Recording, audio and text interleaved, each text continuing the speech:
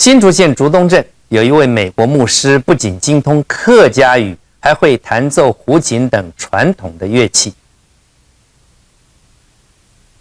邱牧师带领着信徒们做祷告。你當上嚟錫我哋，鼓勵保護我哋。求你祝福我哋嘅身體就健康，嘅心靈就歡喜啊！感謝你本愛的。牧师說的是客語嗎？沒錯，來自美國的邱牧師以流利的客語說禱告詞。來台灣已經10幾年了，為了融入客家莊傳教，邱牧師努力學客語。以前是冇地方會教客家話嚇，所以我哋要請國中老師來，我哋國中老師會幫助我哋啲嚇，我哋佢會來，我會留佢講英文，佢會留我講客。師母也很厲害，不僅說了一口流利的客語，還拉了一手的好胡琴。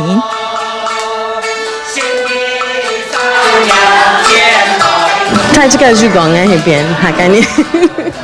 看起來他呢，看起來係美國人，可能做得上這般下概念。自身最調皮的邱牧師說，他喜歡客家人，也喜歡客家文化。他說，他用客語繼續傳教，讓客家人都能信仰上帝，傳福音。民視新聞何乃強、陳小青新竹報道。台大教授梁榮茂從事客家活動已經有10幾年了，他也在電台主持客家節目。梁榮茂在空中和聽眾做交流。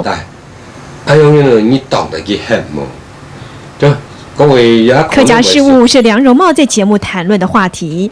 有的其實講太偏，有的很好，咁樣有講，所以挺難講啊。一般講起來，接受度還蠻高的嘞。梁榮茂說，推廣客語很重要，塑造客語環境更是勢在必行。在公眾場所將客語普及化，讓大家在自然而然的環境中學會說客語。像有的人坐個捷運啊，叫佢只熱到啱啱同權啊，坐柴，叫你下個客話搭上幾多位啦？